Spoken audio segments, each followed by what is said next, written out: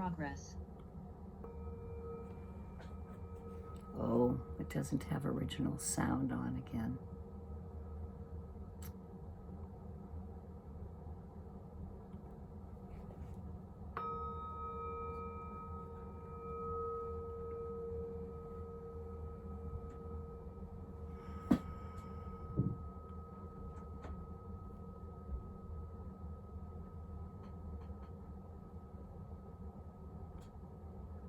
Once again, returning with gladness in the mind to our seat, to ourselves,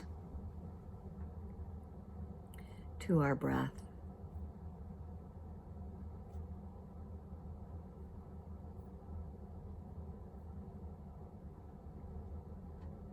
To a moment of sweeping relaxation through the body. We might notice that since you may have just eaten, sometimes the body is tireder when we sit after lunch. And so sometimes it takes a little more effort to be present, to find interest in the present moment.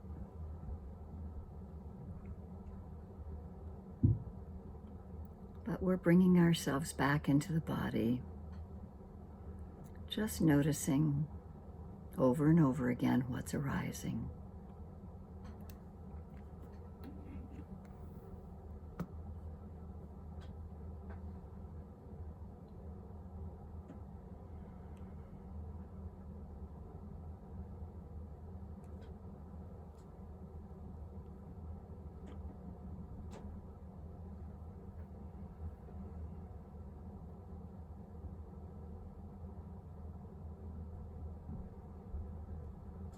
We have that first faculty of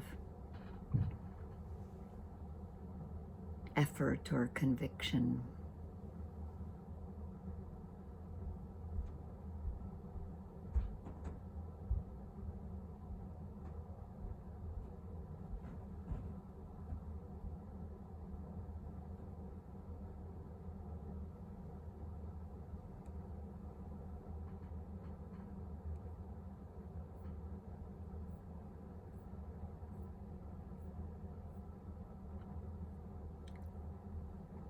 That effort is built upon confidence or faith. They pop up in all kinds of places. In the order of the teaching, confidence is the first one, and then persistent effort. But I find that I usually need to call upon effort first. Me being the general person who likes falling asleep immediately, I call upon effort, and I base it on the foundation of confidence in the practice, faith in the practice. But there needs to be enough effort to have interest and to be aware of what's happening. For me, it's usually being aware of the pleasant sensations just before I start to fall asleep. But even that brings me into the practice of mindfulness in the moment. And it's applying discernment. It's applying wisdom to seeing what's happening and perhaps noticing that that particular hindrance is not useful. And it can allow me to continue to have interest in investigating.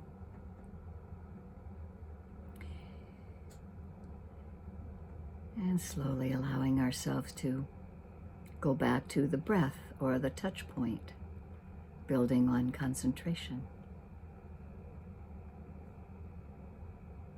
Knowing that mindfulness is there, holding it all together, the ridgepole and the rafters.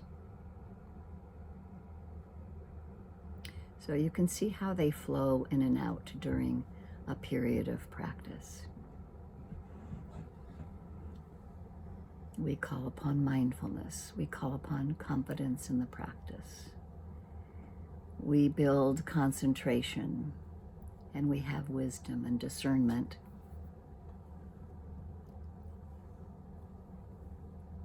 cultivating and recognizing them as part of our meditation practice, and it helps us manage our lives as well. So if we take this time again to be in the present, use whatever object we want, the breath or the touch point or a more open awareness of the senses,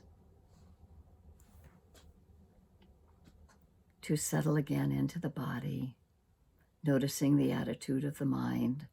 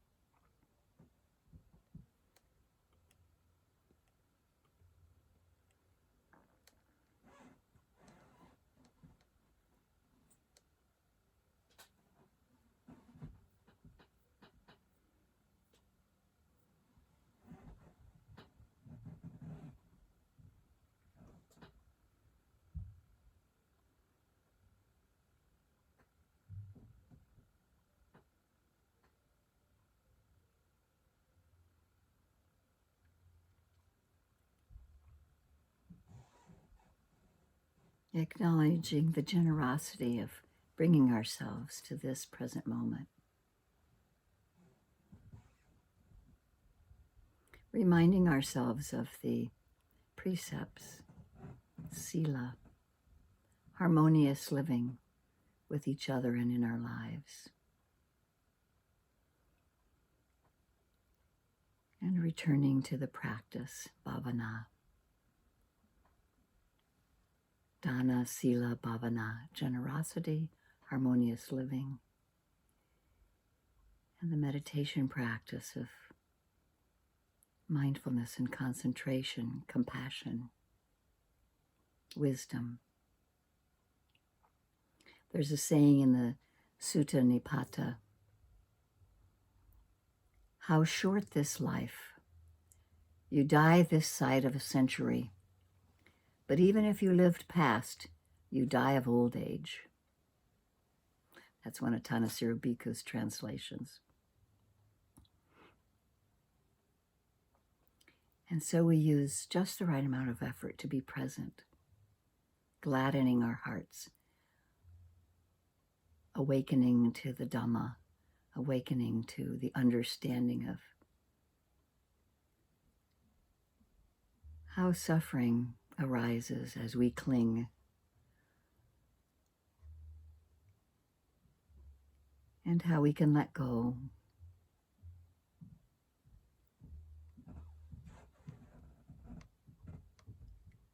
Nurture more peacefulness in the mind and in the heart.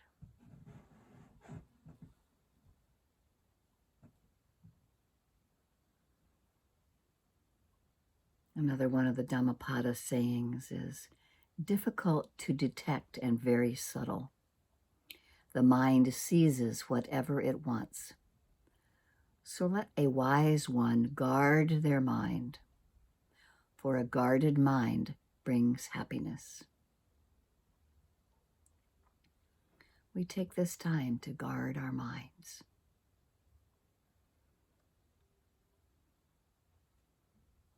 To skillfully turn the mind toward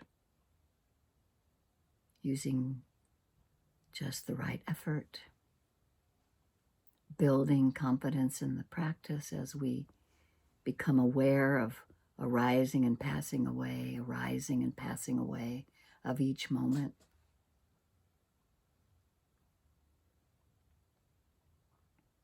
Building concentration, subtlety, calmness of the mind, and allowing wisdom to arise.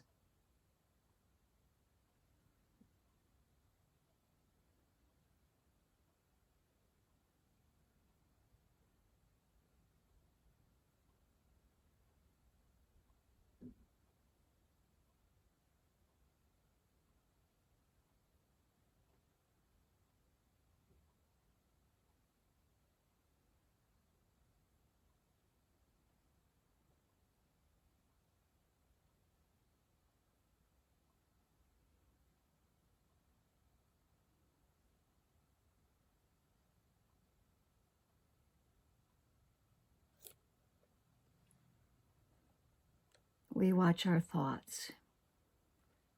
They become words.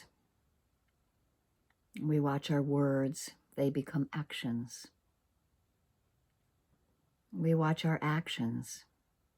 They become habits. We watch our habits. They become character. And we watch our character. It becomes destiny.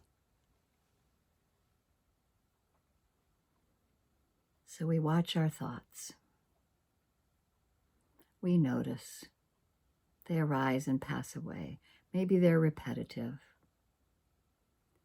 We can incline the mind away from thought number 3 that we have over and over again, and thought number 5, that one about work, and thought number 1, something about our family or something about ourself. We can just gently give a note to the thoughts as they arise. Just a small percentage to noting.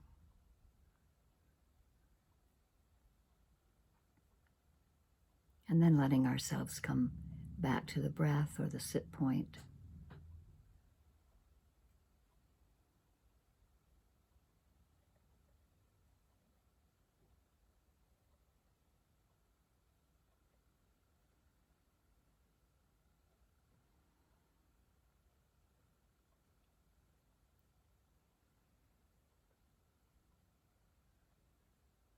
As Viktor Frankl says, between stimulus and response, there is a space.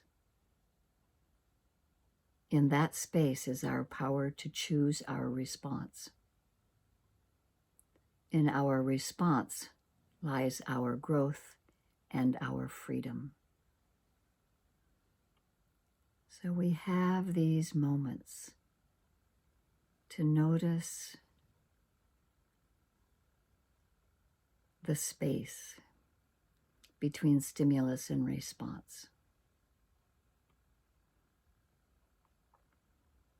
within our heart and mind.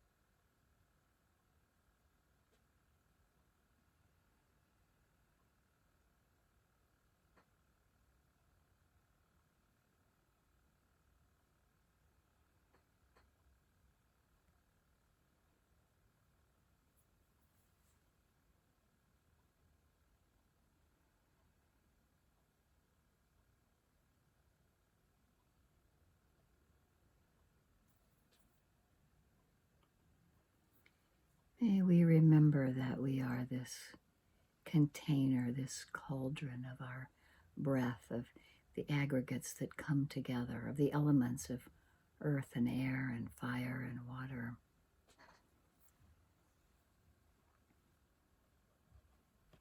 We have this gratitude.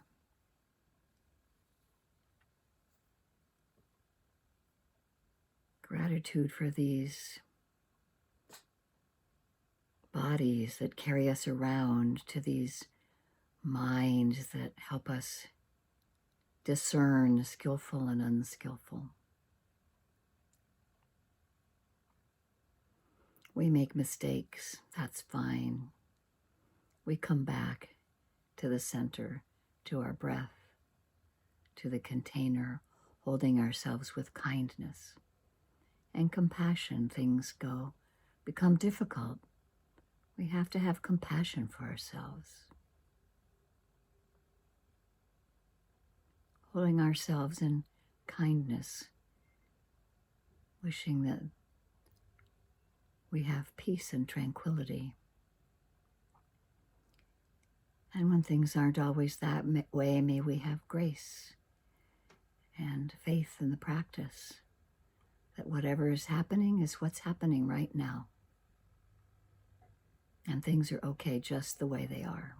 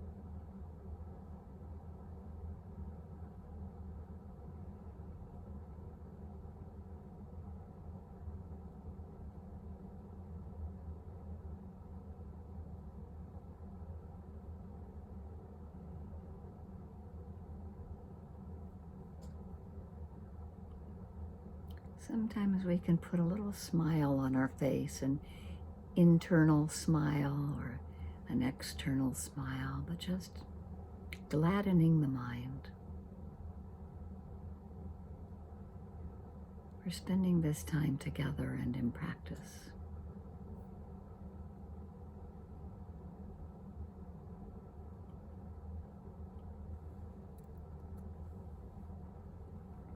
Whatever arises, we're present with.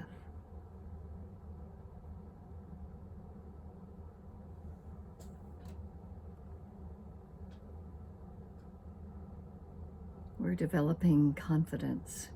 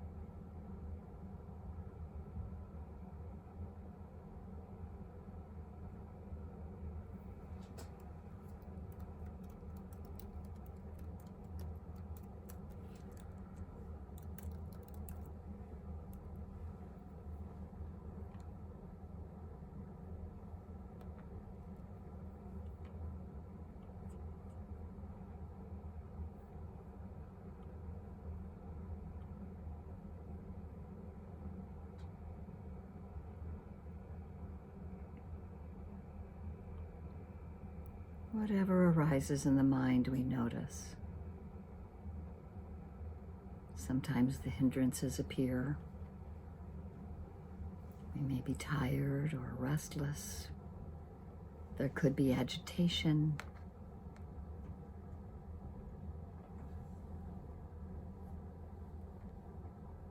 Grasping or clinging. Aversion, pushing away. We've heard it all before in our minds over and over again. We can just notice it. Oh, the mind is thinking.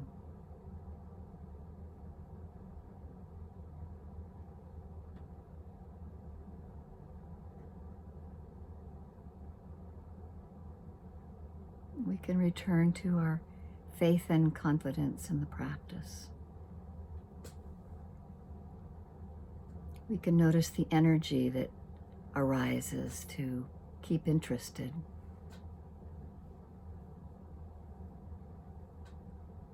Returning to the breath, noticing warmth or coolness at the nostrils.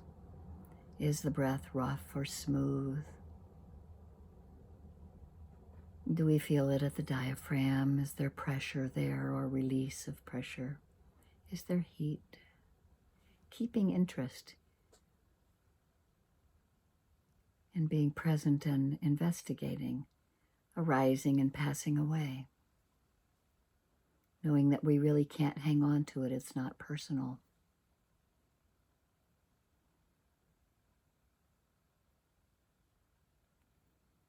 And that we create suffering when we try to. And mindfulness and awareness are there with that wisdom as it arises.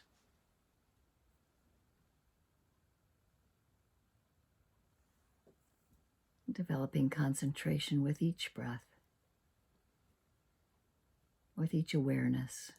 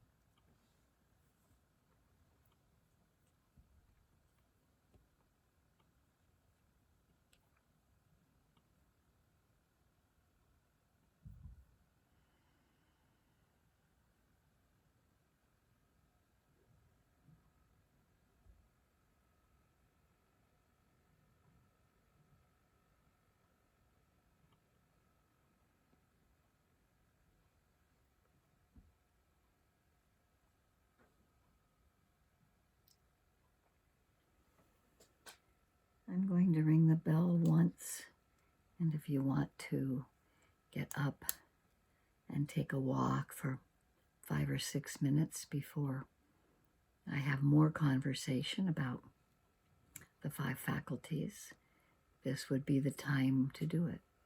If you want to keep sitting, just keep sitting.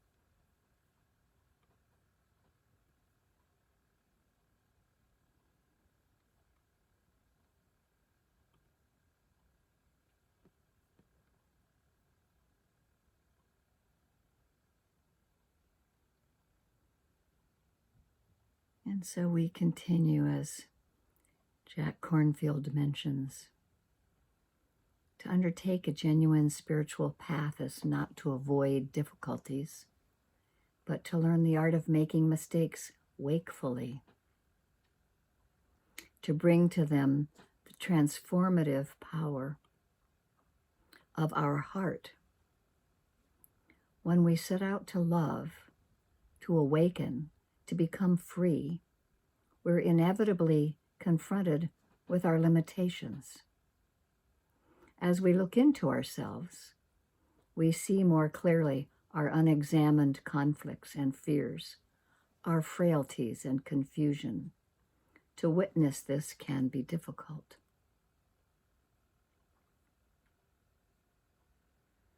But we're willing to be here. I don't know if you can hear me. I can. I can't hear you. Oh, well, this is...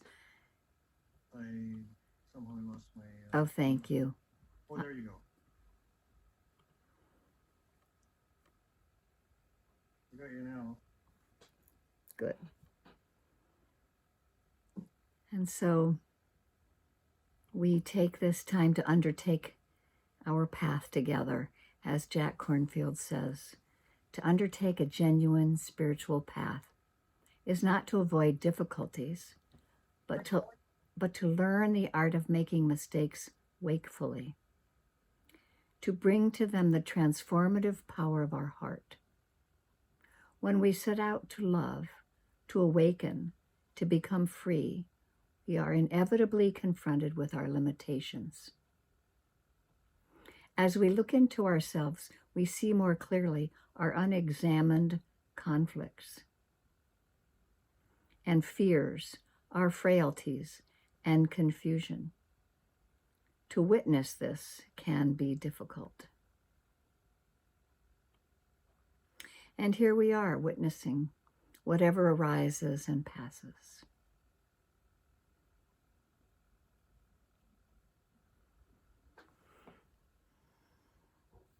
I'll ring the bell once again.